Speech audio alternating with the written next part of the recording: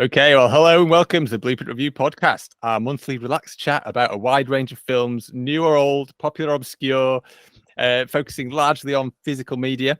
For the bulk of the show, if you've not listened before, we're going to chat. Each of us are going to chat about a film or two that we've recently seen, preferably from our unwatched piles in our collections.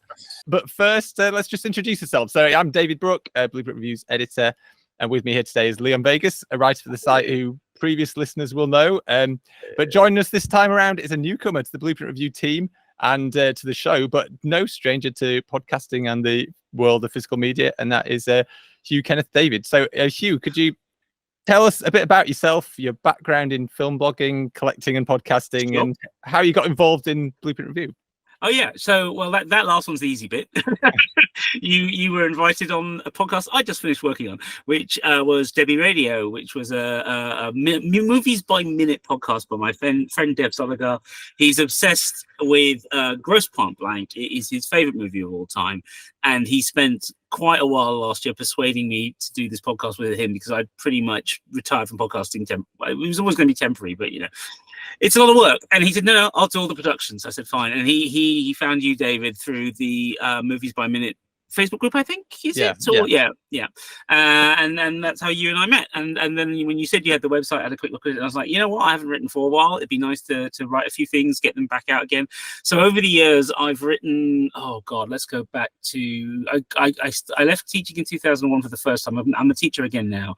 I went into the media. I worked in an IT consultancy first. And my first brush with film there, I've loved film since I was a little kid, right? I think the first thing I saw in the cinema in the 70s, my dad took me to see a reissue of Disney's Robin Hood, and I'd read Watership Down, so I saw that in a cinema. I think it was the Odeon and Putney, I think. Bakshi's Lord of the Rings, and of course Star Wars, blew my mind at 7 years old. So that was kind of where it all starts. So classic kind of geek sort of territory. And over the years, I've read loads of magazines, wanted to write. And somewhere along the line, I think it was, so the IT company I worked for a few years, which is now long since gone, they had the contract for a few years to run the BFI Film Festival's website at the time. So I got to write for London Film Festival, write for a little bit for the BFI, got to go to my first premiere, which was nice, which was K-Pax. Oh, nice. And the funny thing was, obviously Ian Softly, the director, is British, so we knew he would definitely be there. So we did the whole red carpet thing, and we all got to watch the film, which was pretty decent. They gave us 3 copies of the books, 3 copies of Sunglasses, which is a fun thing for those who know the film. And then at the end, Softly brought on both Jeff Bridges and Kevin Spacey. They'd both flown over, but they hadn't told anyone about it. It was kept quiet, and they were quite funny. They were kind of, Bridges is everything you think. He's just so cool. The man is just like, he looks so relaxed, even in a tux. It's like, the tux doesn't mean anything. He's just Mr. Cool. Spacey was pretty kind of, he's kind of, he was very high energy. But that was cool. And that kind of gave me the bug. And I said to my bosses, can I write for the website? Because you guys need more content. And they're like, yeah, sure.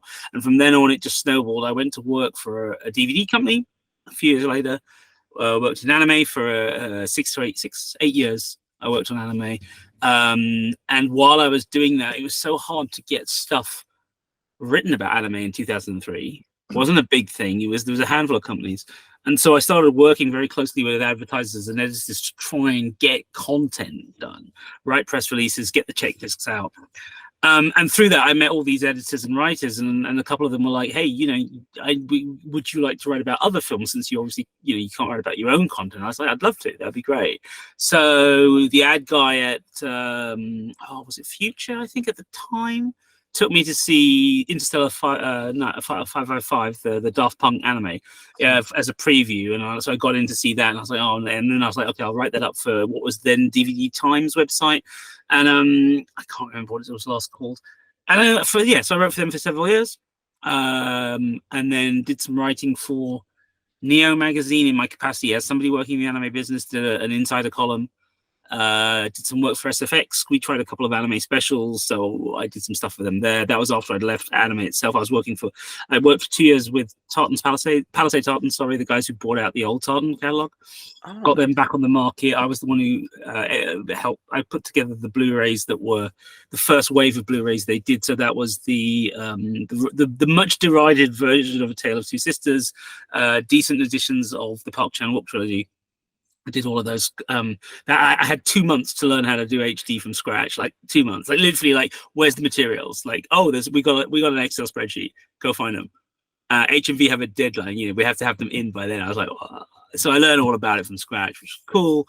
And then after that, I went off to be head of marketing for Network for 2 years again, which was amazing. Like, I got to work on the Sweeney, man. I mean, come on.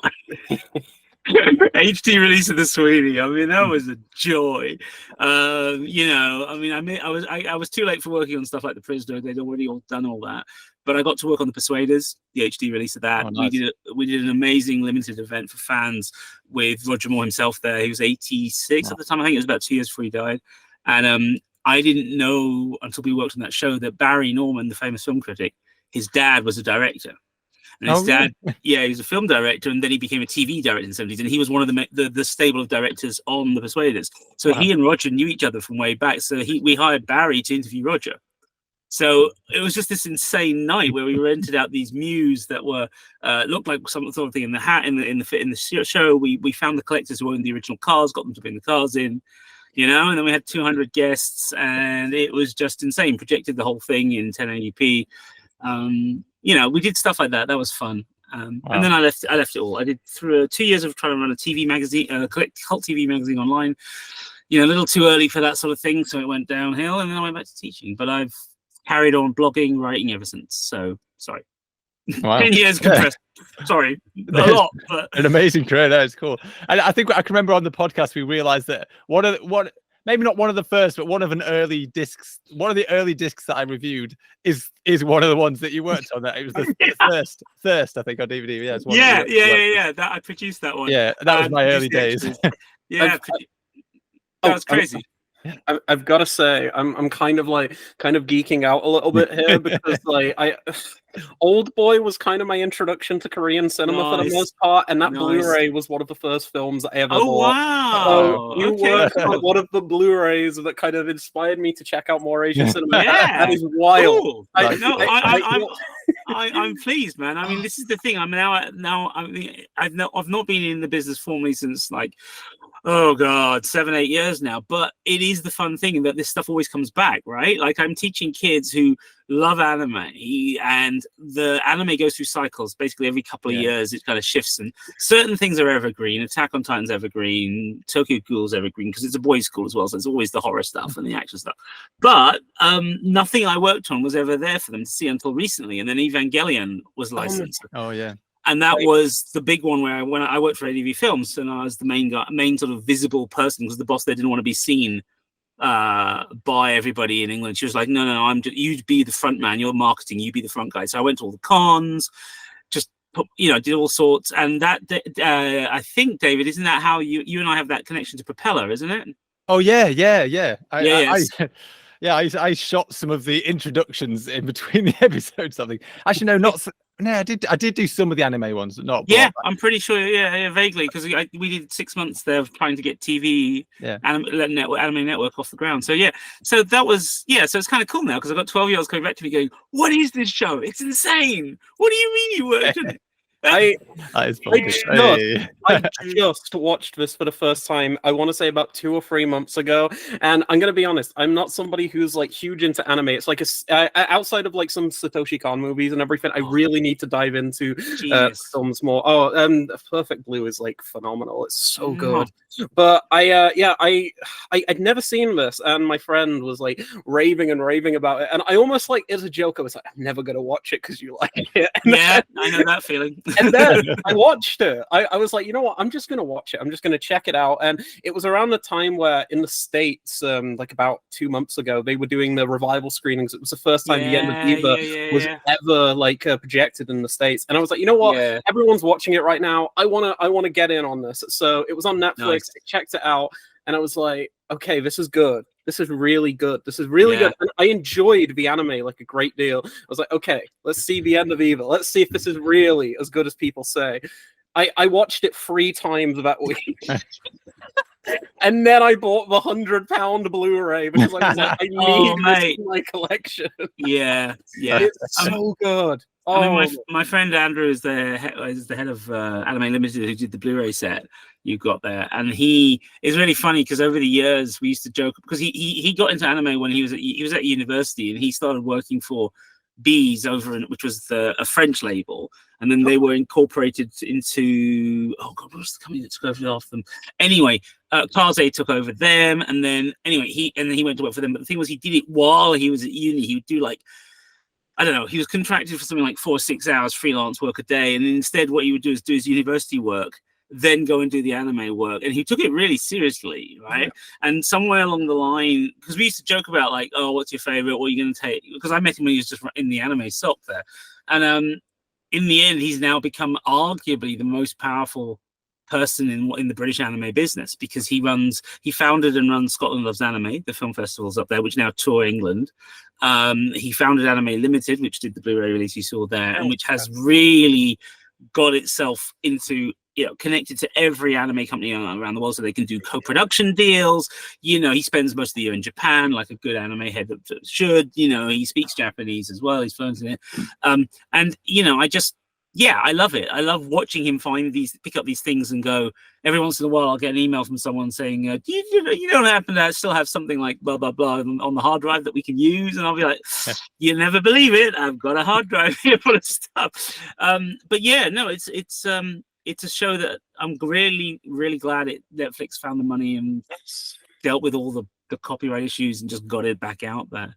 Yeah, because it's like, it's one of those things that like even I, like as somebody who hadn't really watched much anime, I knew how important and how huge that show was across the world. And like the Netflix one, what was that, like 2015 to 2017, sometime around then when they got the license, I think. So it was just like this like perpetual, like it kind of like grew and grew and grew and almost found like a second life, as it were. Absolutely. And then with the Blu-ray release, because that, like I think that's a co-production in the States with Shout Factory. I think G-Kids, they released it over there. And I remember the day it was announced, my friend Brady, the one who absolutely loves Eva, he was just like, oh my God, I need this set. And I was like, that looks cool. But I've not seen the show. I have no interest. And then I'm like, oh, I'm so glad that they kind of did a repress of the limited edition with the original, because I think the limited edition has the original dub and the original sub tracks, because Netflix redid the,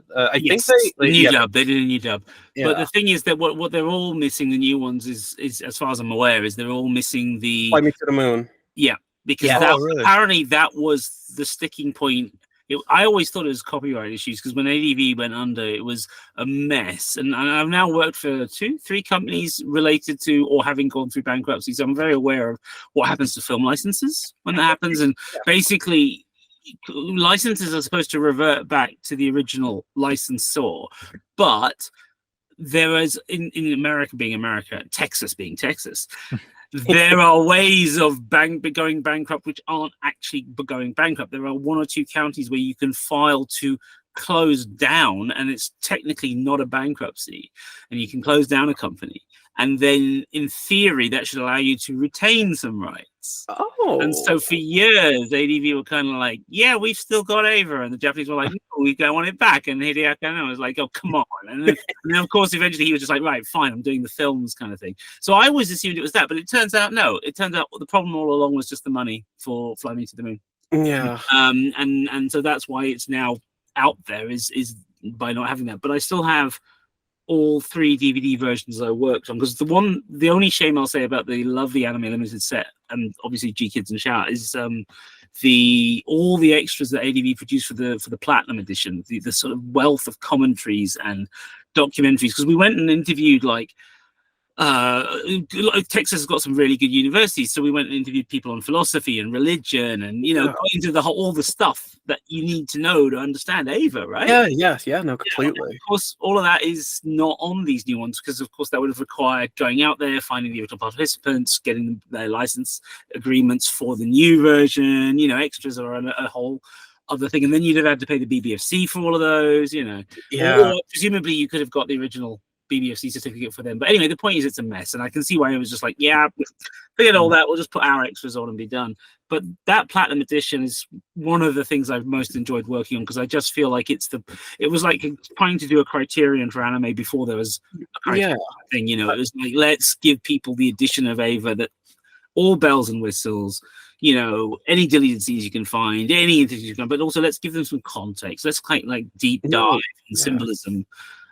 So if you can ever find that anywhere, that is worth looking for, because I was going to ask, is that expensive? I imagine, given that it's Ava, I imagine it's going to be very expensive. You know what? It probably is, but it's always surprising what things go for and where and when on eBay. Every once in a while there's that thing where somebody just happens to be getting rid of a collection and they don't really. The other thing is, of course, what anime cons we still have outside of the big things, sort of stuff like Minami-Con and not Kitakon, they've gone now, what's the other one, Kokoro-Con and a couple of others. I mean, a lot of these have bring and buys still. Okay. So, people will bring along their collections and sell stuff off, and you can sometimes get a good deal there. So I mean, here we go. So the tin version that we did. So we were the first lot in England to do tins as a way of packaging limited editions. Because my partner, she's a massive anime fan, we met through anime. She had bought the American Funimation Full Metal Alchemist tins. Okay. So at one point my designer was like, can you get her to bring those in? And I want to have a look at that. Because he was like entranced by the idea of doing something platinum with platinum. And so that's how we came up with the idea of the steel tin, the tin box, right? With the printed thing. So anyway, I can see one on eBay, pre-owned, £90. Okay. Is that a DVD or Blu-ray? Yep, DVD. This is all DVD. I'm pretty sure my brother has that somewhere. There he has you no go. idea what there it's you go. Although he has a habit of getting rid of stuff, so God knows what. There you go. Keep an eye on him. And then the original cardboard cover one we did before the tin is 130 quid at the moment. Oh, that's actually fascinating. I just thought of my words. It's fascinating that the cardboard one's more expensive than the platinum tin edition. Yeah, I mean, I think it's because I'm trying. We had to compress some of the booklets for the tin, so there's more content in the booklets in the card version. Because I remember working. Because basically, if you buy a UK DVD that was an ADV one, almost certainly I wrote or co-wrote or rewrote the text. Yeah. So yeah, the majority of it, and we used to have to work on trying to get these things to fit the number of pages, and like you get sent a file from America and it'd be like, oh wait, we can't do that because over here we've got this cost and we can only have this many pages, and so you'd have to decide what stays, what goes. Yeah. I think we had that problem with Azumanga Daioh with trying to keep everything as much as we could in the booklets. But inevitably, you're like, we're going to have to let that bit go because that was such a. If you've never seen Azumanga Daioh, it's really fun little. It's one of the early attempts at doing slice of life. Okay. It's about a bunch of schoolgirls and it just follows them through high school. That's literally the plot. Okay. And as an ex-teacher, I love it. It's one of the few anime my mum enjoyed. She was an ex-teacher, and she never understood me when I got into the media. I loved it. I was finally in the media. She never got it. She was like, I don't understand what you do. And so I brought her this disc one time. I said, watch this, Ma. I think you'll enjoy this. And she turned around at the end and was like, this is the sort of stuff you used to watch when you were a kid. I was like, yes, Ma, that's it, exactly. But also the way they get the teachers is so accurate. There's an English teacher in there who has been, I've done some of the things she's done, or I know people like her. Right, like there's a bit in both the manga and the anime where she turns up late for her sixth form, and they're like, "Where have you been? Why are you huffing and puffing?" And it turns out that she wanted the whatever fake name they gave for the latest PlayStation game, so she wanted to beat the queue before all the kids got in. So she was there at the shop at opening time, grabbed the copy and moved it back to school. And I was like, yeah, modern teaching, your priorities have got to be straight. But the thing was, the booklets used to have it little infused with various stuff that we translated from the Japanese, profiles of the characters, little jokes about the school, and then there would be a recipe. Ooh. And so we had to try and figure out a way to the recipes were the thing. We were like, we've got to keep the recipes. Like if we lose something else, we got to keep the recipes because everyone's going to love that. And that we managed to do. So that was a lot of fun. Right. Yeah. And then when digital came along, you were able to just put stuff up. We started to just go, if we can't fit it in, we'll put it on the website. Yeah. And that's kind of where we are these days, isn't it? Yeah. Oh, you've got like an incredible like work history. I feel like I've just been writing for a year. I have no like fun things. Leon, this means you've got the time to do all of that. Yeah. It's in front of you. I do watch like an insane amount of films yearly. Like I think I have too much time almost. Well, I mean, so David, the format of this thing is we talk about something we've watched recently, right? It was going to be, I was going to say, I don't mind it, but we'll move on to that. Well, no, I was just going to say, because I'm kind of interested if Leon watches like that many films, because I used to, and I don't anymore. I'm kind of interested as to what you watched recently. If you watched that many films this year, because it's like we're not even in June, we're not even halfway through the year. I can just to be super quick. I've actually so I use I don't know if you use Letterboxd already, Finn, but I have a Letterboxd account, and on the Letterboxd account I have a series of lists that I'm gonna quickly try and find now. Although I have like hundreds of lists on Letterboxd, where throughout this year I've decided every single month I'm going to do a top 10 favorite first time watches. So if you want, I can give you a couple of like my favorites of the year so far. Like not all like how many would that be? Like 50 or something. But I can go for a couple of like favorite first time watches if you'd like to hear, maybe. So what we got? So in January, I'll just do, let's say, like the top 2 of each month, so I'm not here all day. But my favorite 2 first time watches in January. The first one was Dog Day Afternoon, Sidney Lumet movie. I watched that again like a week after first seeing it. I thought that was like absolutely incredible.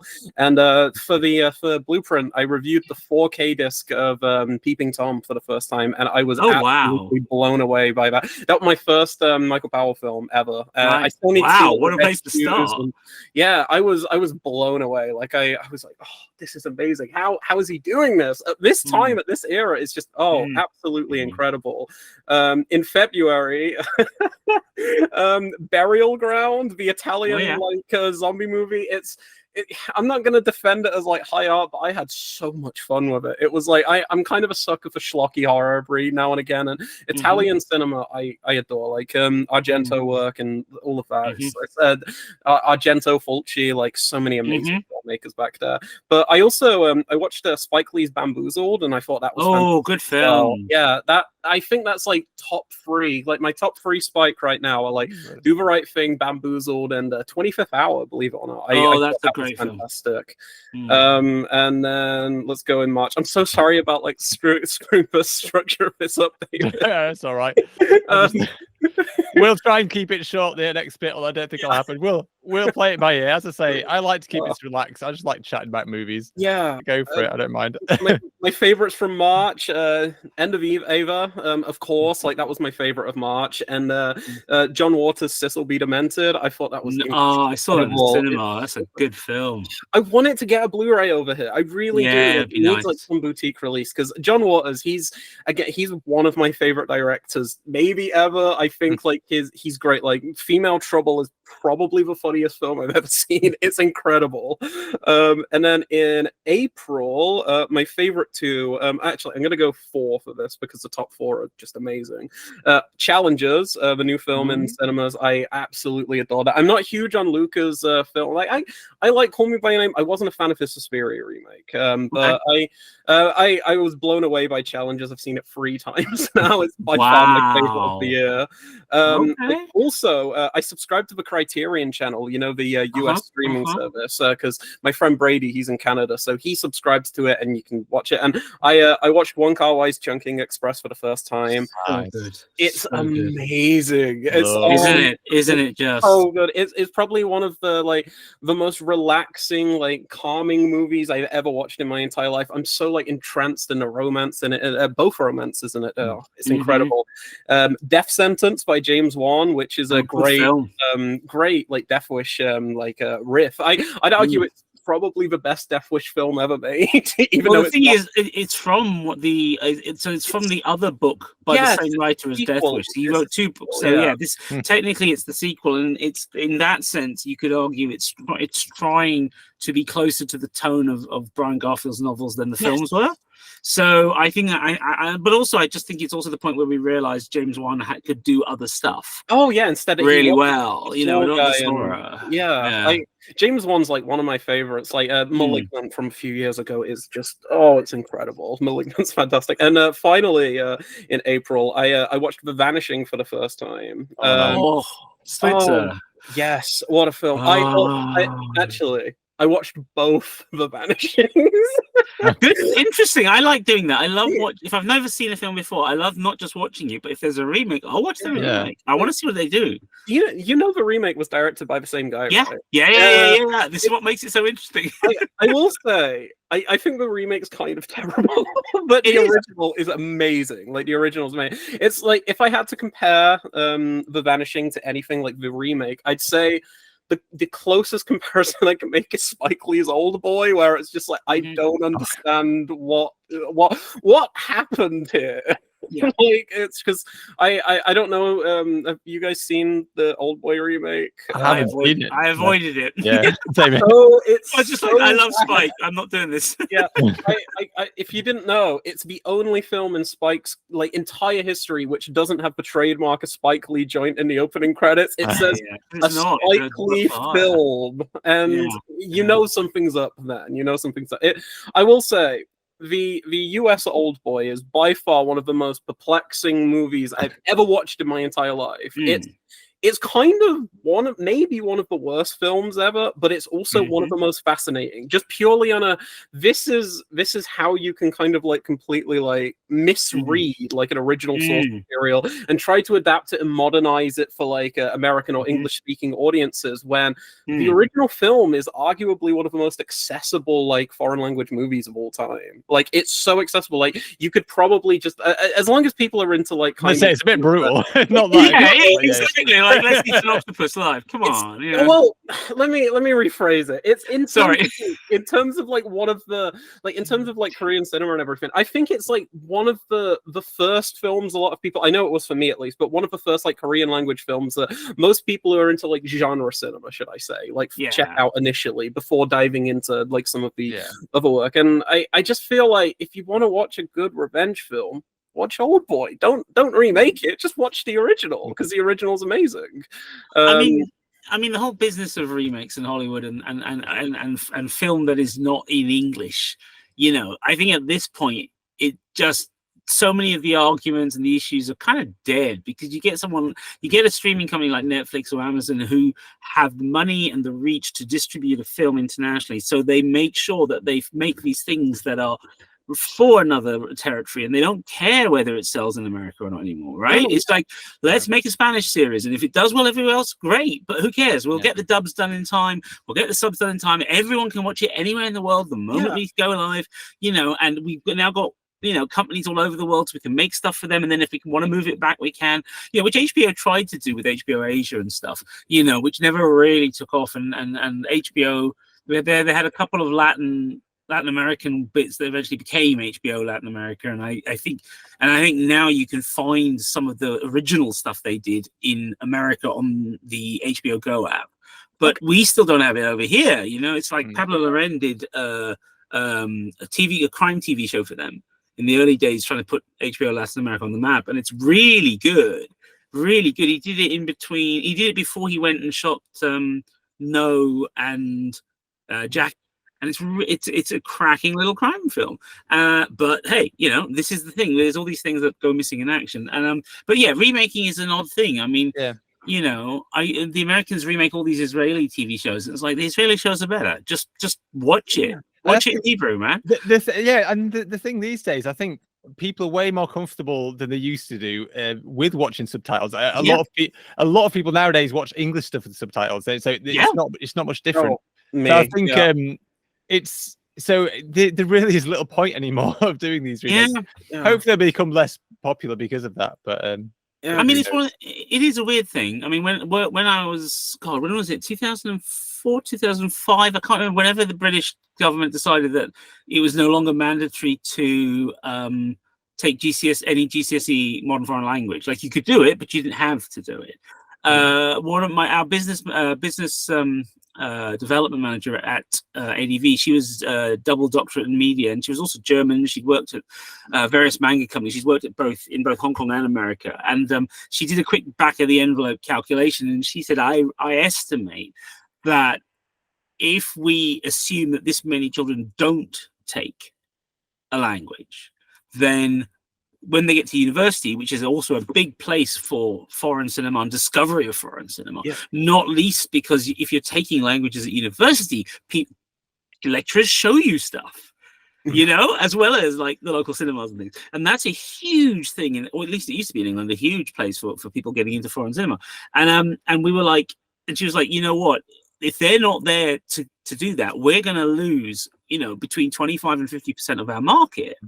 And when that time sort of finally came, I was where was I? I was at Network by then, and we were doing all these small foreign films, and the numbers were so low on DVDs. And I said when my boss asked me what's happened to the market, I was like, well, who wants to see these things if they're not already into it? You were always going to get the best results of putting a French film at the Institut Français. You're always going to get the best results putting stuff in Curzon, right? That was always where you had to go. And it was only when Netflix hit and streaming hit that the game changed. And now, like, people I would never have thought of as being people watching subtitle film are asking me about Squid Game and saying, have you seen that? And, have you watched Casa de Papel and all these things, and it's like, wow, okay, guys, So I think, I think Netflix has changed the game. Yeah, I really definitely. do. Yeah, no, completely. And I just, again, like another key one for me, I know this is like, it was such a huge film in general, but like Parasite was like such a, like, I think that was kind of one of the monumental shifts as well, because that film made made so much money. It won the Oscar, like you said, had such a wide release everywhere. There was like Curzon did a release, like Criterion did a release. It got a 4K from Universal in the States. It's like, it was such a huge film. And I think that, again, in the past few years has kind of like shifted gears where people are like, yeah, no, I'm more interested in checking out like foreign language film that isn't in like English and stuff. And I don't know, I think it's been great. Like my sister's like 18 now. When did Parasite come out? Like 2019, 2020 or something like that.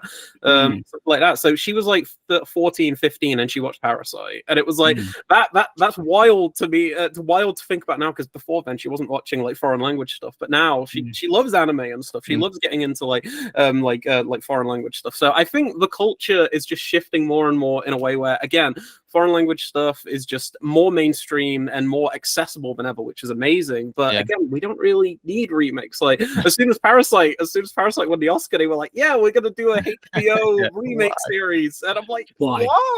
What's the point? What is the point? I mean, I don't know. I suspect these days it's probably just, we can't think of anything ourselves. So give us a story, basically. Yeah. I mean, you get exceptions to the rule. I mean, I'm fascinated at the way Netflix keep throwing money at the idea of live action English language anime. They just keep trying, and they're like, we're not going to stop. This one worked, great. This one didn't work. Okay, we'll try another one. And it's like, at some point, surely there's got to be a point where someone goes, should we be spending this much money? Can we just like do the ones we think work in live action?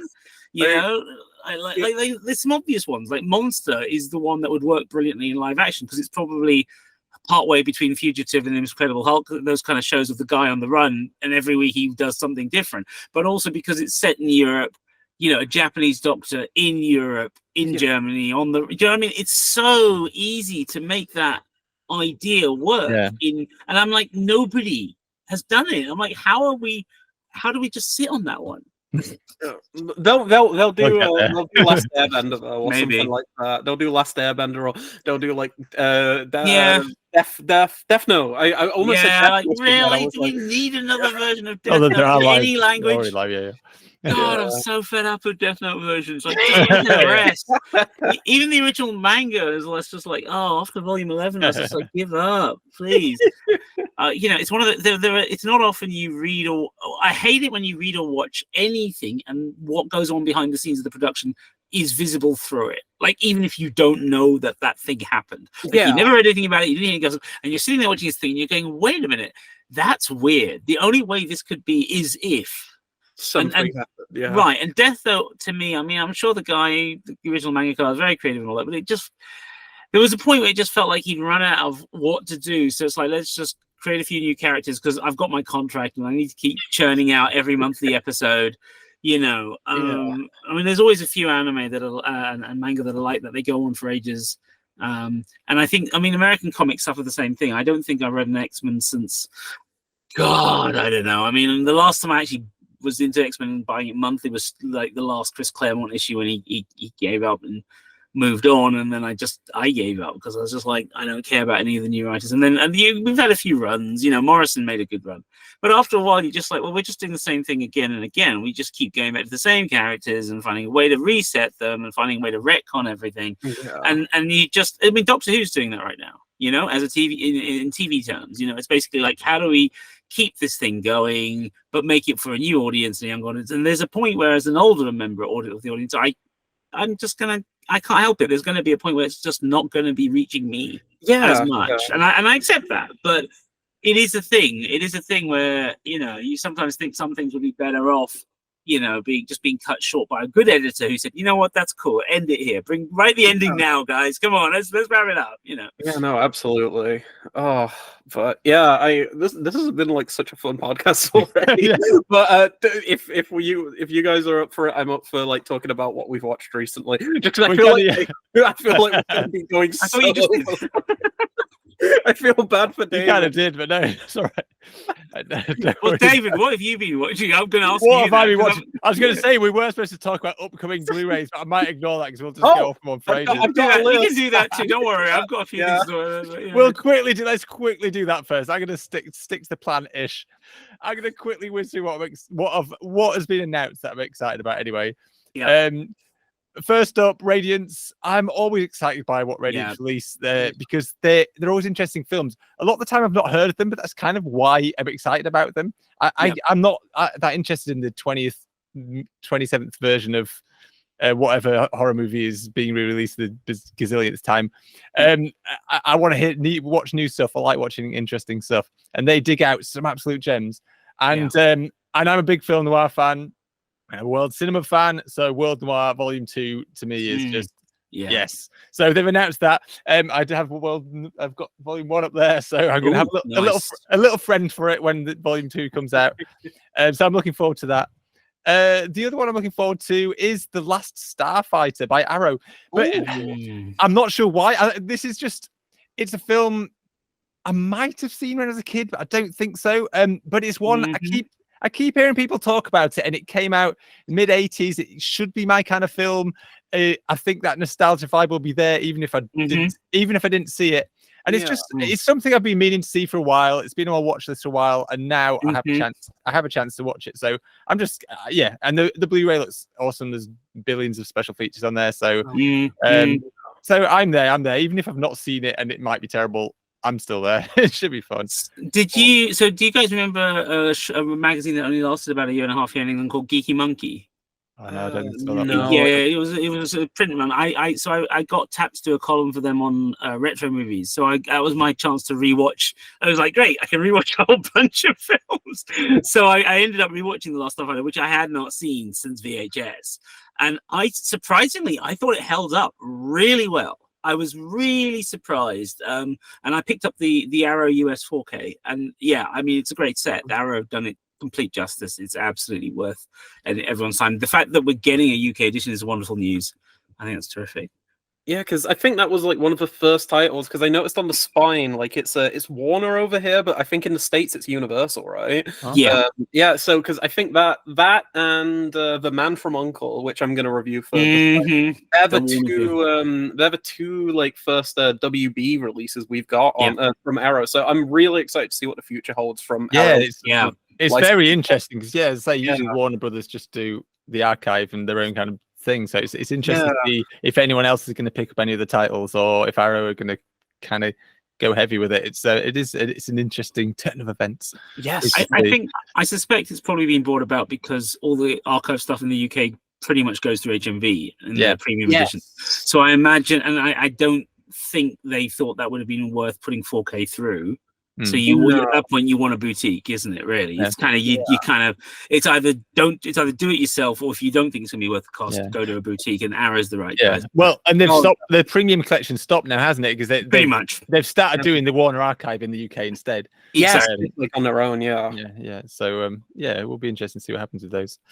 Cool. Leon, what are you looking forward to that's been announced recently? I'll spin through these real fast. So first off, I'm reviewing it for the site. I hope they send the 4K, but even if they send a Blu-ray, I'm just excited to revisit this. Risky Business from Criterion, amazing film. I watched that for the first time about 5 or 6 years ago. I was like, holy crap, Tom Cruise has this in him. And I'm like, I'm always more and more surprised by Cruise every time I venture into like his older, like first like 2 decades of work, really. He's just incredible. So really excited for that. Now this one's really, really bizarre to me, but Icon are releasing Malcolm X on 4K. Yeah. Which is really interesting because it's Criterion in the States, and I thought Criterion would have like ported that over for sure. But still, I'm really excited because I've never seen Malcolm X. That's like the big Spike Lee spot. I've heard amazing things. So as soon as that, if we get a chance, I'm probably going to ask to review that for the site. But if not, I'll probably pick up the 4K at some point. Icon are also releasing a new film that came out this year, which I haven't seen, but sounds something. It's have either of you guys heard of Sasquatch Sunset? Yeah. Yeah. It sounds wild, and I'm very excited to check that out. I think Icon are releasing that on Blu-ray in like 3 or 4 months, so I'm really excited to see that. That's a bit away, but I'm excited for that. You were talking about like horror films getting a billionth release. Elm Street's getting a 4K. Yeah. About that. Can't wait. So excited. Craven's great, and I'm hoping WB do the film justice, because we've been like using that old like 2009 Blu-ray scan for so long now, and it doesn't look very good. So seeing this actually restored for the first time in potentially decades, I'm like, oh, this is amazing. And apparently they're working on sequels too at some point, which is great. This is a re-release, but Sony are releasing Taxi Driver and 4K and like Steelbook instead of the Columbia Classic set. Taxi Driver is amazing. I want that. I need that. And finally, from last year, I didn't ever expect this to get 4K, but Michael Mann's Ferrari is getting a 4K from Universal, which really surprised me. I was like, I couldn't believe that, because I thought it's a Sky like Now TV movie. I was like, we'll be lucky if it gets a DVD. But yeah, that's getting a 4K, and I'm like, yes. I caught Ferrari in the cinema, like all Man films. It's amazing. It's so good. Penelope Cruz gave maybe my favorite performance of last year in that film. Did either of you see Ferrari? Nope, but I'm a man addict. I've pre-ordered the 4K already. It's so good. It's like you're in for a treat. I mean, the thing is, it's one of his. It's the fact that he's waited. It's taken so long to make it. Yes, like it's not off. We're getting to that point where all of these guys are a certain age, and in terms of and they're still, some of them are still putting out stuff like, look at old Ridley, just bashing them out one after another.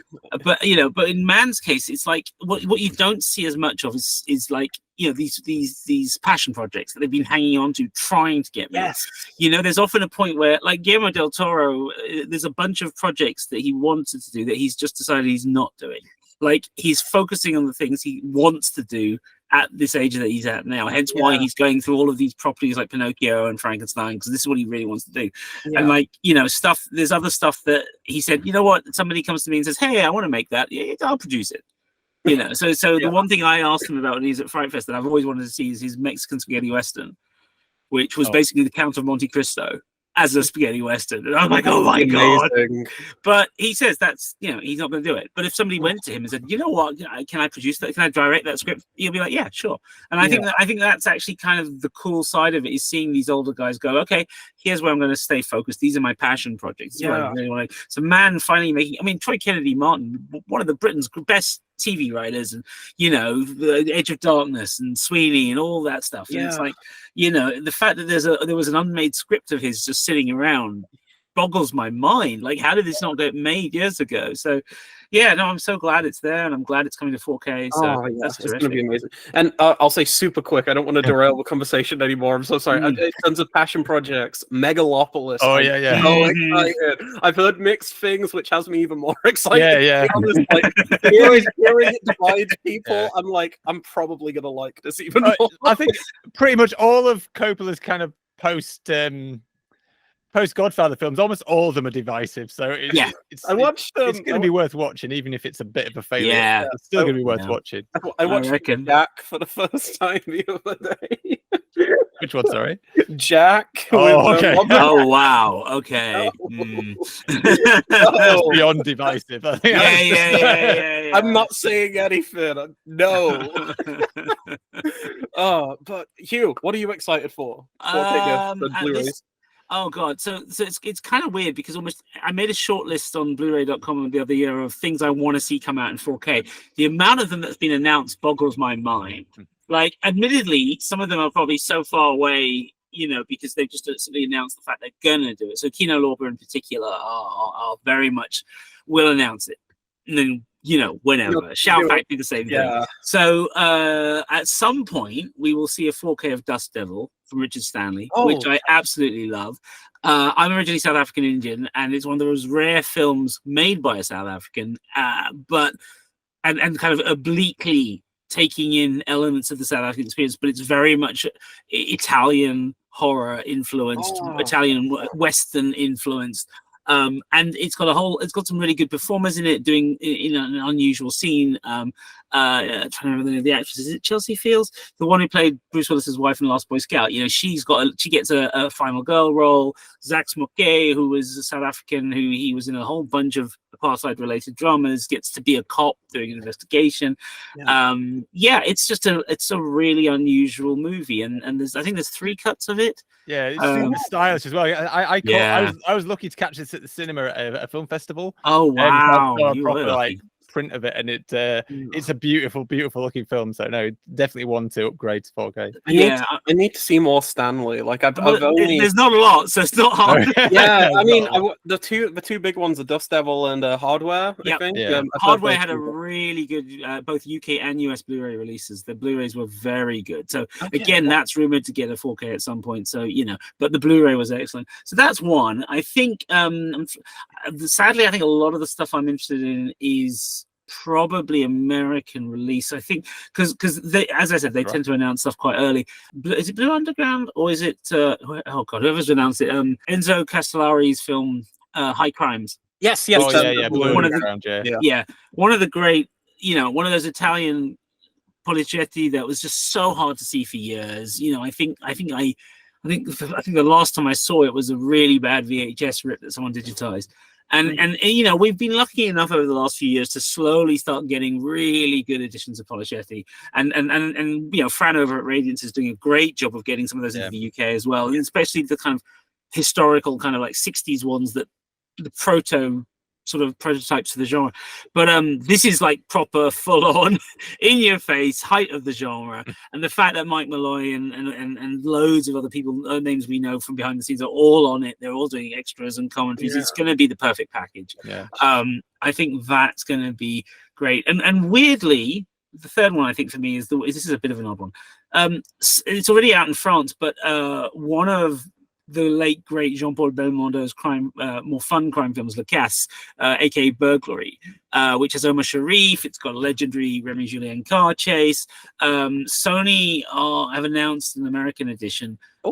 What's interesting is the French edition has 3 discs. It's got a disc with the French language track. It's got a second disc with the American cut with the dub, English dub, as well as some extras. And as far as 2 discs, not 3. And as far as I can see, Sony, they're announcing 2 discs, but they're not saying what extras. And I'm just, if they just port everything over, thank you very much indeed, because there are no subtitles in the French edition. And there'll be another great, 70s action, the sort of thing that was the bread and butter of cinema for a while, and regardless of which country, everybody made these sorts of films, except possibly England. I always felt like we did all our Polichetti on TV. Yeah. You know what I mean? So yeah, but it'll be nice to see that with English subs. I mean, I speak French, so I don't need English subs, but I want to be able to show my films to friends, and it's like it's always the struggle of like, where do I buy my disc from? Because I could just buy the French version, but So yeah, I think La Casse, Dust Devil, and whatever the other one I said was. My brain's gone completely now. So anyway, yeah, those are the sort of films I'm looking forward to at the moment. Pretty much. Awesome. Cool. Excellent. Well, let's move right on and let's talk about what we've watched from our collection. So yeah, we'll try and keep it short because I keep looking at my watch. I'm like, I've got an early start tomorrow, but no worries. I'm so sorry. But don't worry about it. I'm going to kick things off. I'm actually going to be. This is a bit unusual because technically, this next film I actually watched it at the cinema, but it was played from one of my discs. Yeah. Well, I'm on the committee for Lincoln Film Society, and nice. We're having a mini season, because the main season stops for kind of spring and summer, and we're having a little mini season of films directed by women. And so we're going back, not necessarily new. We try to usually show new films, but this is fairly new to me. But yeah, I watched a film that was released in 2017 called I Am Not a Witch. Ooh. So this was directed by, and apologies for my pronunciation, this is probably totally wrong, but it's directed by Rungano Nyoni. She's born in Zambia, where the film was shot. The film's technically it's Zambian, but it's a Zambian, British, French, German co-production. Okay. And it's all about a young girl called Shula, and she is she's an odd child. She's very quiet. She's she doesn't say a lot, and it's kind of it's inferred that she hasn't got a family. She's kind of it seems as though she's kind of living on her own. There's no family that ever come to kind of support her, and the people in the village where she lives, she's out in the sticks, kind of in rural Zambia. They don't trust her because she's a bit weird and a bit quiet. And when she's around, sometimes bad things will happen. And so because of this, the locals say, well, she must be a witch. But it's weird. They actually report this to the police, and the police take it seriously. They say, okay, so you think she's a witch. And they what happens is they call this member of the local authority, this kind of is a bit of a larger than life kind of figure, this big guy, and he comes down and he takes this girl and takes her to a community of witches. They have a community of witches in this region, and it's just a thing. These women are all declared witches, but she's the only sort of child. Like all the rest of them are kind of what you traditionally think of as a witch, is like a bit of an old lady. And but she's brought into this community of witches, and she kind of in terms of the other witches, she's kind of becomes friends with them. She finds a bit of a community, but what happens is she's especially her, but the whole group really are exploited in very unusual ways. It's the authorities use the witches. They use, especially her, they use them to kind of for all sorts of weird things around the villages. So one of the main jobs that she gets is if somebody's been caught stealing or doing something illegal, they'll have a lineup of suspects, and they'll get the witch and say, who did it? And this little girl's like, I don't know, but she has to choose someone. So she's just like, him, he looks a bit dodgy. And so she gets it right the first time. So this kind of, it's not, I keep wanting to call him a mayor. He's not actually the mayor, but he's like an official. And he's like, oh, she's brilliant. Yeah, let's use her all the time. And he's just, it's kind of like about them exploiting this little girl, assuming that she's a witch. And and it kind of goes on from there. And it's a very odd little film, but it's but I was really drawn to it. It's quite an enigmatic film, I guess is the way to say it, because it's hard to kind of get your finger on exactly what is trying to say. I mean, there's clear things, as I say, about the exploitation of them, but it's an odd mixture of kind of comedy and drama. There's satire in there, there's surrealism in there. It's very odd at times, as I say. So it makes it a hard film to nail down, but that's kind of why I liked it. So it's a really fascinating film, and it's beautifully shot. It makes good use of locations. It is, as I say, it's shot out in Zambia and in some of these villages and things, and there's some quite unusual compositions and some unusual directorial decisions in terms of what she shows, how she cuts things. Especially the end is quite abrupt, but at the same time quite moving. And it's from what I believe, I've got the Kurtzon Blu-ray. Awesome, yeah. And I've listened to most of the interviews. I haven't. There's some short films on there as well from the same director. I've not had a chance to watch those yet. But from the interviews, it sounds as though most of the cast are non-professionals, but certainly the young lead, like the lead actress, Maggie. Again, sorry for these pronunciation. Maggie Malubwa. She was just a girl that when they were doing location scouts, they were taking a picture for location and they wanted someone who might look like the witch to be in there, and they grabbed this girl. Oh, you just stand there, take a picture. But when they went to casting, they're like, actually, no one is as good as that girl. Just had the right look. Wow! And they just they had to ask the village elders, like, please find this girl. We don't know where she is, and they found her for them. And they gave her an audition still because they weren't sure what she was like acting. They'd only seen it, but luckily she was just responded really well, and she's fantastic. She's only, I don't know how old, but not old. She's probably similar age to my eldest, maybe about 10 or something, or maybe. And she just does an amazing job. And it's, as I say, a fascinating little film that I would definitely recommend people check out. I say it's odd; it might not be to everyone's tastes, but I loved it. I thought it was really good. I think I have the Blu-ray. I'm looking. Oh, nice! Yeah, you've got to yes, I do. I have the Blu-ray. I was okay. looking for it because as soon as you mentioned this, I was like, "Do I have that?" Because I think I picked it up. Like it was cheap on Amazon one day, and I was like, "Oh, because on Blu-ray, it was like £3."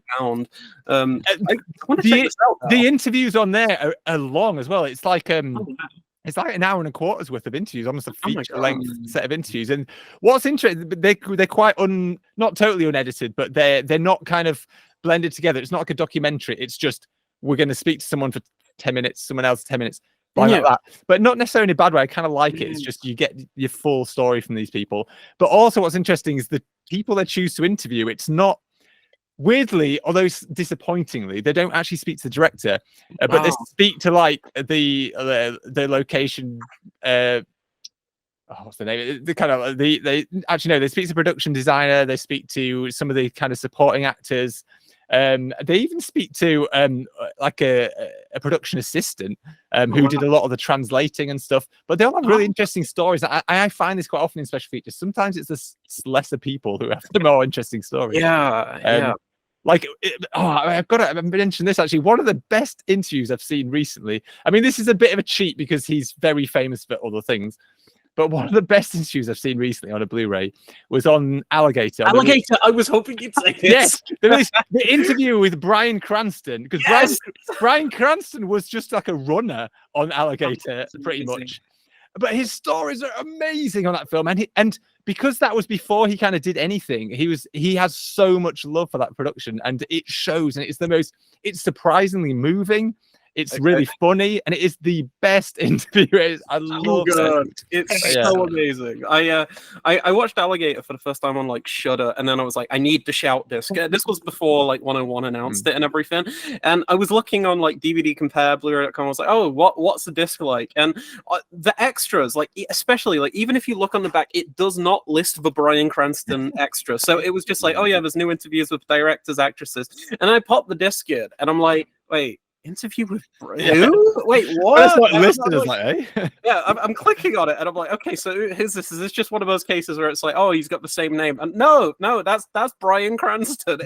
That is, I completely agree. That's like one of the best like interviews I watched in forever. It's so good. But cool.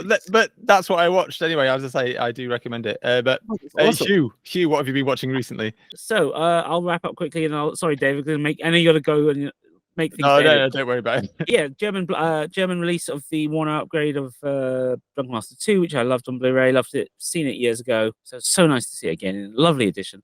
And 88 Films Dragons Forever 4K, which is spectacular, sublime, beautiful. I'd rewatch. Yeah, that's it. I watched Eureka. Was it Eureka who did the winner, the Lucky Stars films? Oh yeah, Yes. Yeah. So I'd watched those a few months ago, and like it struck me. Sure, the humor's dated. It's really dated, okay? And there's a lot of stuff where you're like, it's like, really? Is that what it's meant to be subtitled? But there's something almost innocent about it.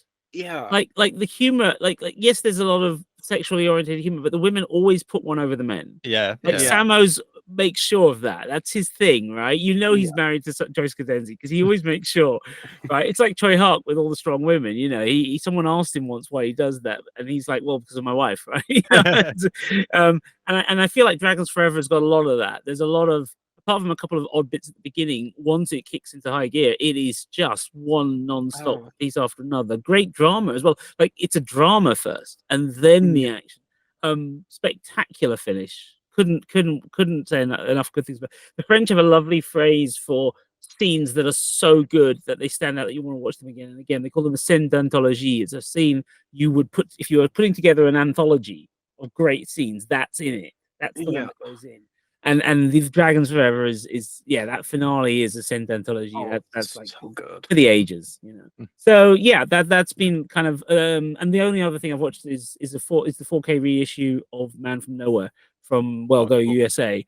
Because I only discovered the film during lockdown. I hadn't got around to watching it, and I pulled the wrapper off my Go USA Blu-ray and didn't realize that was a batch of in that year they did 2 Blu-rays that were all really messed up in the production. There was disc rot, so it got all the way to the end, and then just as they pull the knives, stops and can't work. Whoa, that's terrible. So I had to buy a second copy, which still had that problem.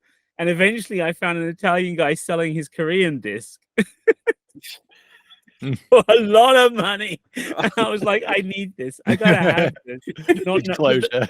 Yeah. So, but the 4K edition now, I mean, they made a mistake on it. They've reissued it with Dolby Atmos. It's a slightly odd upgrade. It's a little slick and digital in places, but there's some amazing highlights in the HDR pass, and the blacks are incredible, and that film has amazing shadows.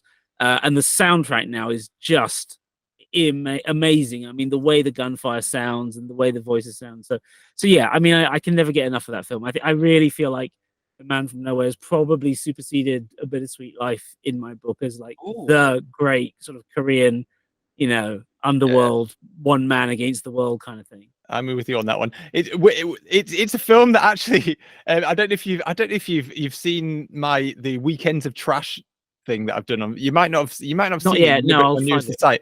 But every usually about twice a year, I get together with a couple of the other writers who are old friends of mine, and we watch.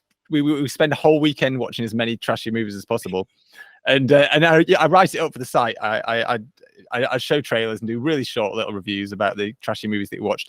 But we actually. When I saw that film, it was actually on a Weekend of Trash, and it was way too good to be on the Weekend of Trash.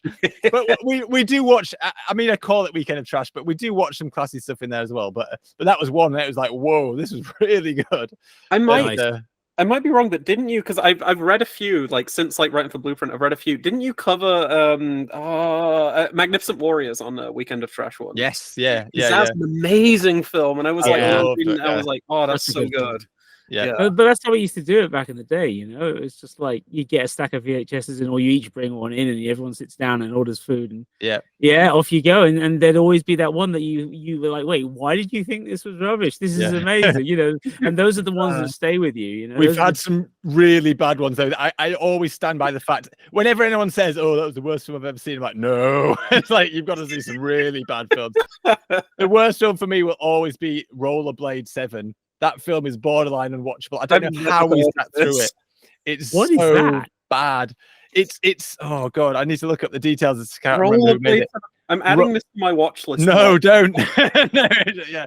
It's the thing is, you get some films that are so bad they're good. This is not. It's just it's such a chore to watch. It's you look at the box art and the poster art and you think this looks so super cool. It's people on rollerblades with samurai swords. It's like, but no, it's everyone who made it seems to be absolutely wasted on something, and it's just got this real kind of like, supposedly, I think we looked into it afterwards, and it's Donald G. Jackson. He's the guy who wrote and directed it alongside Scott Shaw, was the co-writer.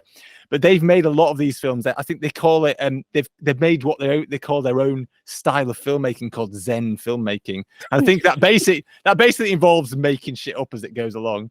And but it doesn't work. It's so boring. It's so weird. And they have a thing like the action scenes, that what they do, I think because they didn't shoot enough, is they have a habit of just repeating the same shot. So it'd be like sword slash, it'd be like sword slash, sword slash, sword slash. It'd just loop the shot, and I don't know how we finished it, but we did. I think we're just gluttons of punishment. We're like, no, we did actually say during it, so should we turn it off? No, it might get better. It might get better. No, it does not get better. David, you've sold me on this film. It's so bad. I mean, I'm fascinated by the fact that they made a $300,000 budget. $300,000. You can buy. I mean, like there's cars that go for more than that. But also, apparently, the plot line involves them taking psychedelic mushrooms to do stuff. Like, okay, so basically, that's what the film is it's meant to be people on mushrooms fighting. The craziest thing is there's multiple sequels. I think there's I don't know how many, 7 films we've not seen. Yeah, it's a series apparently. Yeah, it's loads. It's crazy. And the one that we saw, the Rollerblade 7, it's got Oscar winner Karen Black in it. Oh no! It's also got Sylvester's brother Frank Stallone in it. Yeah, well, he did a lot of that stuff in the 90s. But yeah, it's not good at all. I just found out that it's available in full on YouTube right now. I guess I know what I'm watching after the podcast. Don't say I didn't warn you. Well, this is the thing, David. I mean, this is Mark Kermode's refrain for years, isn't it? If you think a film is bad and it's been released by an American studio, you just haven't seen bad. No. You really haven't seen Yeah. bad. And all of us who spent our formative years, trudging through cable channels and VHS and DVD bargain bins, you know what I mean? Yeah. We have seen proper bad. Yeah. We all have. And yet the only film that has really offended me in all this, not offended me, but made me walk over to the cinema, was not even that bad, but it was the Guy Pearce version of The Time Machine.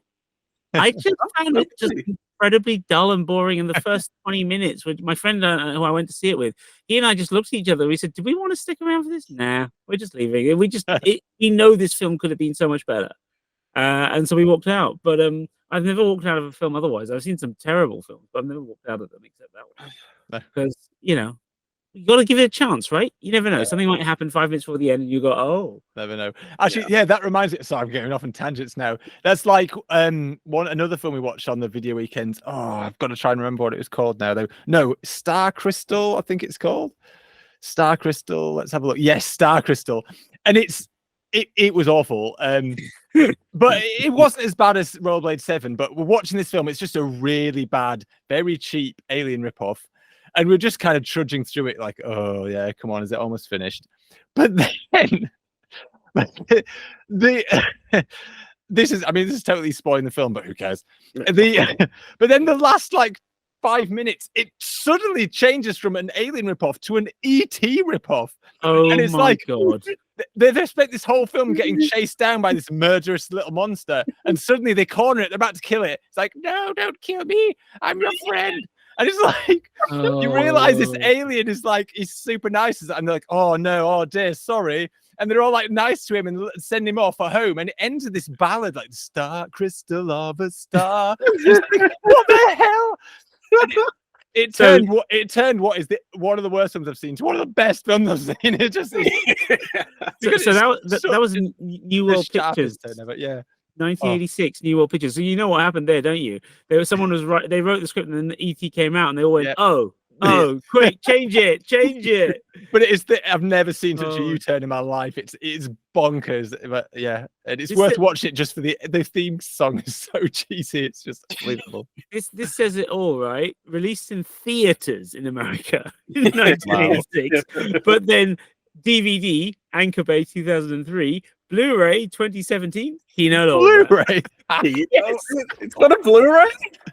That's amazing. Oh dear. It just says it all about what the boutiques do, right? It's like, yeah, we'll put Star Crystal out because someone wants to see that HD. Clearly not us.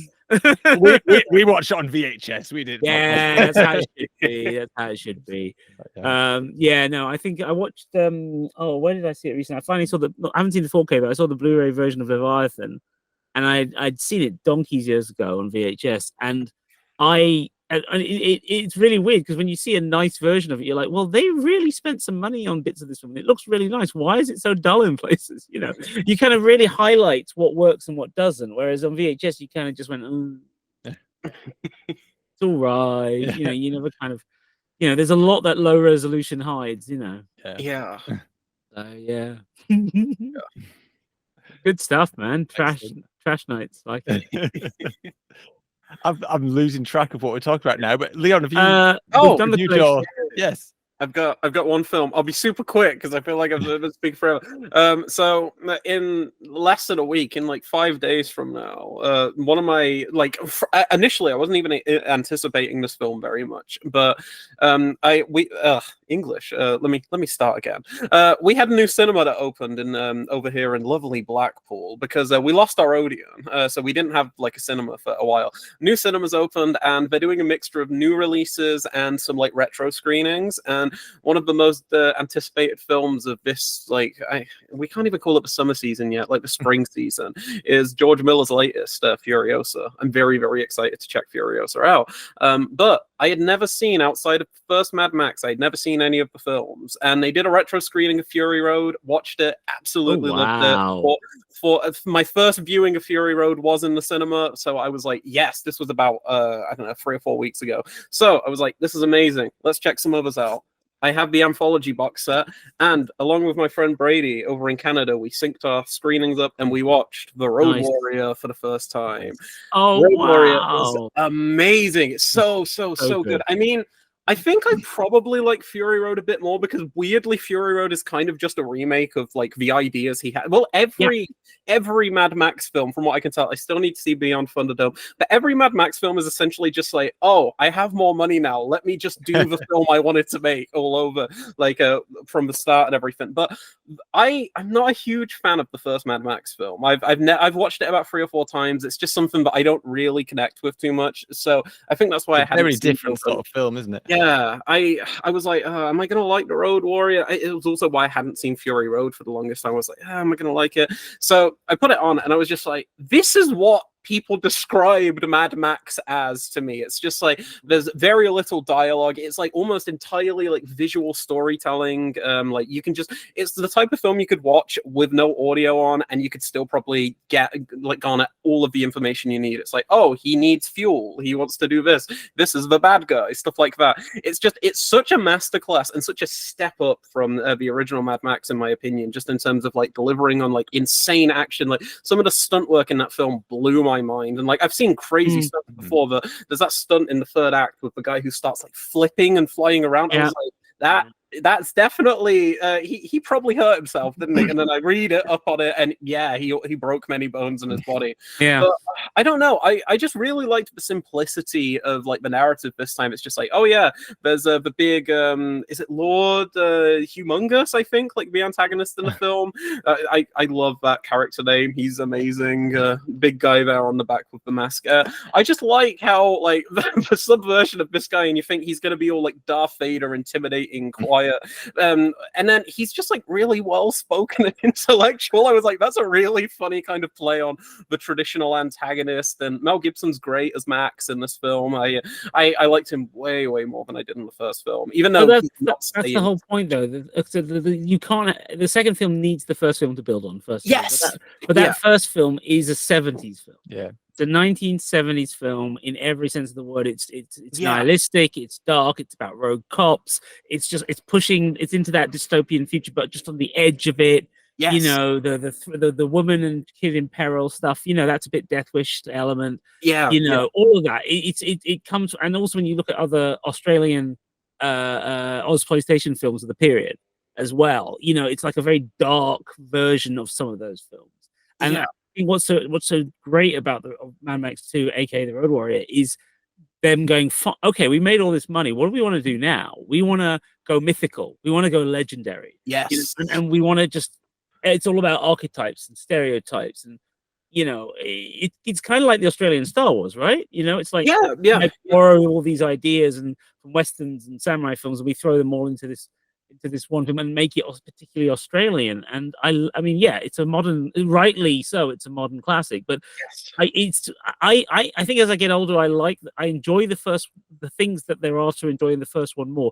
But it's a hard film to enjoy if you're just coming for the entertainment. Yes, yeah. Right? It's one of those that you kind of respect more and like admire on, like, because again, it's like even though I'm not like a huge Mad Max fan, like I've researched so much into kind of the history, how big of a success it was, and like George Miller was like a doctor before that, I think, and then like he was like financing it stuff. It's like, as a film, the fact that Mad Max exists is like one of my favorite things ever. Like I just love the fact of it. Yeah, no, they really wanted to go all out, make this film, and it's one of the most, I'd argue, one of the most important independent films ever made. Like exactly. But at the same time, as you say, the one that matters, like in storytelling terms, in influence, in the way we all think of it, is the second one. Yes, 100%. You know, I need to see Beyond Thunderdome still. I've heard mixed things, but you know what? I think you'll be the right person to appreciate it because you've done the research and you're also aware that every one of the films is its own film. Yes. None of them are really connected. The first three Gibson kind of connects the first three, but ultimately there's stuff that, I mean, what I love about Miller is ultimately most of the stuff that we would like, people who are worried about continuity or canon, you know, he throws all that out the window. It just doesn't matter. He's got a story to tell and he wants to tell it this way. And much as I think I understand why people are disappointed in parts of the third one, there's some really strong bits to it. Yeah. Well, I mean, the kind of the vision of society, the Thunderdome element, and yeah, I get that most of the audience were not there for the kind of what they used to refer to as the Lord of the Flies stuff. But again, Australia has this tradition, you know, a picnic at Hanging Rock, and you know, oh god, what you call it, the one with Jenny Agutter, Walkabout. Right, it's got this tradition of putting kids in peril and kids in the outback, and this kind of like fairy tale quality. And he's deliberately going, yeah, I'm going to pull that in. I'm going to make that part of this future because I want to tell that story. And I respect that, but I also actually kind of enjoyed it because, you know, at the end he's like, yeah, oh, you guys want some action? Okay, here you go. Here's the last act, and the last act's great, you know. But it's not what you know. I don't watch when I do sit down to rewatch Thunderdome. I'm not watching it for the action because I get that from 2 or from 4. I'm sitting there to kind of wallow in the world and enjoy the characters and the kind of it's that classic kind of, well, we're going to expand this a bit, we're going to play with the ideas and push a few things around. And yeah, I mean, I like it. I got a soft spot for it. It's not perfect, but you know, in the same way I absolutely adore Waterworld. I love it to bits. Oh, what was so good. And it was so panned that year, and I remember going to the cinema and just going, well, this is Mad Max on jet skis. What else do what more do you want? It's literally Mad Max on jet skis. And it's got Costner doing his Western thing, and Kevin Reynolds directed him so well, reasonably well in Prince of Thieves, and it's the two of them going, yeah, look what we can do with this amount of money in Hawaii. Go, and it looks great. It still looks great. It's got the money on the screen in that film. No, 100%. I was going to say as well, I'm really glad you kind of sold Beyond Thunderdome as that, like, because I didn't know much going into it, but after Road Warrior, at least, I was kind of expecting it to be full on action. So knowing that it's kind of taking a back seat a little bit, that's kind of got me a bit more in the mindset where I'm like, okay, cool, yeah, I think it's important that. Because it did get criticized at the time, and there's people I know to this day. It's that typical geek thing, you know, when you see those charts of trilogies, and they always have like good, bad, you know. That's what everyone said about Mad Max for years, and I'm just like, I get that, but the point is not to expect the same. Miller doesn't want to give you the same, which is why it took him so long to do Fury Road. It was, you know, leaving aside the weather and all those issues, it was also because he just didn't want to, and I don't blame him. Why keep going back to the well when you're an artist, you know? Yeah, you know, but thank God for us that he did, because what he gave us was insane. And I'm I can't wait for Furiosa. I don't care if it's different again. If it's different again, I'm happy. That's what I want. I don't want exactly. again. Yeah, You I've know. I've got my IMAX ticket booked and everything. me too. I'm meeting up with a friend I've met because I've got like a YouTube channel where I haven't uploaded them forever, but I made a friend through my YouTube like film channel and everything. He's American and he's been in the UK for a few months and he's moving back to the States. He was just doing his university stuff, but before he leaves, he's coming down to Blackpool and we're gonna see Furiosa on the big screen. I'm so excited. It's gonna be so much fun. Hopefully. But yeah, this was great. I'm so sorry for going overboard. I feel like I've said that a million times, but I had such a fun time just being able to chat and everything. It's been so much fun. Cool. No, yeah, it's been a pleasure. Is anyone got anything to plug? Any particular things you've written elsewhere or Blueprint Review that you're wanting to? I mean, I'd just like to plug where I met you, Dave, Debbie Radio, Yeah. the podcast, the Movies by Minute podcast about Gross Point Blank by Dev Sulagar and myself, which is still all up there. It's all on YouTube as well as on all the usual audio versions if you want the audio version. But yeah, be prepared to sit in for a long ride from the very start. It's an odd concept, and I'm still not sure I'd do another one, but I enjoyed doing this one. I've been guest on a few of these minute by minute ones. I must admit, it's not something I would have the patience to sit and set up and do myself. But I love guesting on them. I love going on them. I've done a load of them now. There's a movie. Most of them are with Movie Rob. Movie Rob does the Movie Rob Minute, and he's been going through all the Die Hard films. But in between the Die Hard films, he's been jumping back and forth and doing all sorts of stuff. And that's been fun. He brings me on to do that every time. So I've been doing, and I do his theme song for him at the beginning as well, Robin, but I don't know why. And so it's yeah, so I do enjoy doing them, even if I wouldn't touch it myself. It's just too much work on one film. It'd drive me bonkers. But yeah, cool.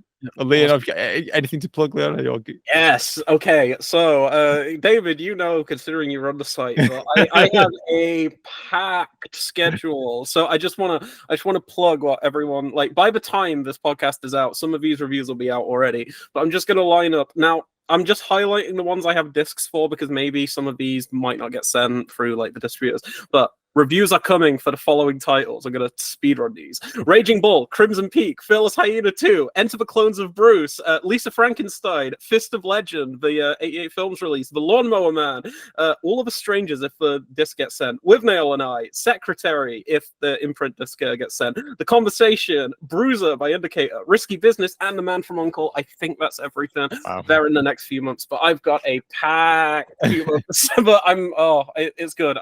As soon as we get off this, I know I was talking about watching that amazing sounding film, The Rollerblade 7, but I think I'm going to hold up on that. I'm just going to spend a couple of hours. I'm staying up tonight, so I'm just going to like binge through the reviews. So yeah, I've got loads coming up. Cool. Well, I am hoping to tomorrow work on. I've got some free time tomorrow. I'm hoping to work on my Valiant ones and with Eureka disc and another Eureka set, the Abashiri Prison series. I'm hoping to get those up. I think, to be honest, I'll probably get those written before I edit the podcast because I was going to do that tonight, but it's too late. So I'm going to. I don't know when I'm going to edit this podcast, but hopefully soon.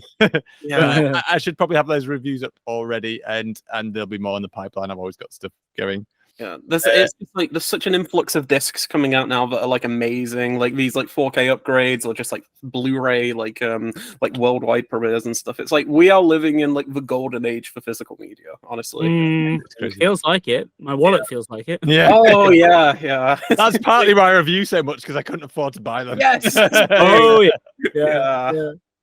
Oh yeah. Well, it's been a pleasure, guys. Thanks for Thank coming you. on. Absolutely. We've gone off on many tangents, but I like it. I love it. I just I don't know if people are still listening. I hope they are. But I'm enjoying myself. That's what matters. Yes. But cool. Yep. Thank you both for being on the show, and I hope to see you again soon. Yeah. All right. Bye, Okay, everyone. guys. Thank you very much. Cheers, guys. Bye.